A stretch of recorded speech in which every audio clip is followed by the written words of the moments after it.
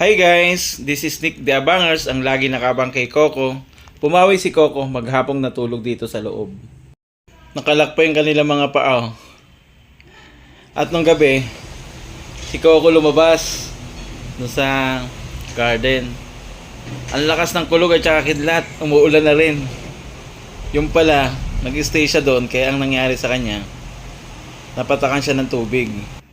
Ayan o, dumumi tuloy yung kanyang katawan. Coco, yan ang dumituloy ng iyong katawan, no? Puti pa naman yung kanyang balahibo. At syempre, kung sa kami nandoon siya, ayan, natatakot, oh. Pumunta kami doon sa kusina, ayan. Dito lang siya sa tabi. Nandun din siya, nanggaling siya doon sa loob. Ayan, nag-o-observe siya kasi ang lakas ng kidlat at saka kulog, eh. Ayan, lakas din ng ulan. Kaya talagang nag-stay siya rito. Tingnan yung buntot niya, diretsong-diretso.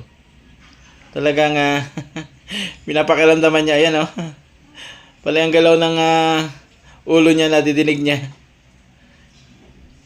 Kaya guys, patuloy nating i-care yung ating mga alaga. Lalo na yung mga bago pa lang. Kasi syempre hindi pa nila na-encounter. Halos ngayon pa lang yung ganyang panahon na na-encounter nila. Hindi siya lumalayo habang nagluluto yung kanyang mami. Ayan. Nandyan lang siya sa gilid. Samantalang lagi yan nasa loob ng room.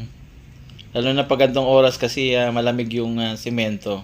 Pero dahil umulan na, malamig na rin yung panahon. Yan guys. Salamat sa inyong patuloy na pagsuporta sa vlog ni Coco.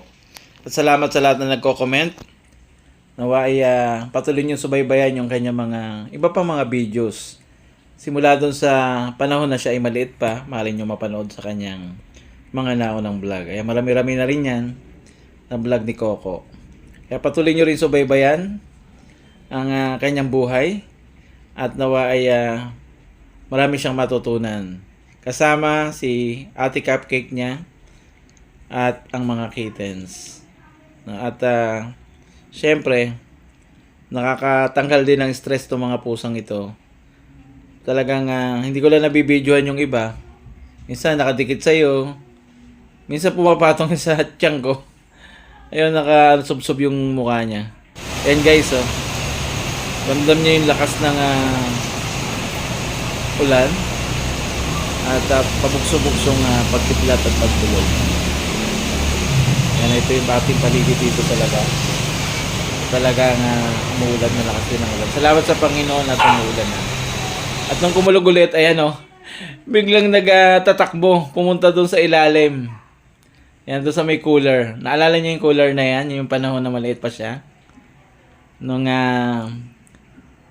nagagalit pa si Ate Cupcake sa kanya. Ayan yung gawa ng ulan. At eto, nung pumasok naman kami dito sa room, ayan, nandito lang siya sa ibabaw ng table. Kaya guys, I hope na patuloy nating subaybayan yung kanyang mga video. God bless you po. Salamat sa inyo.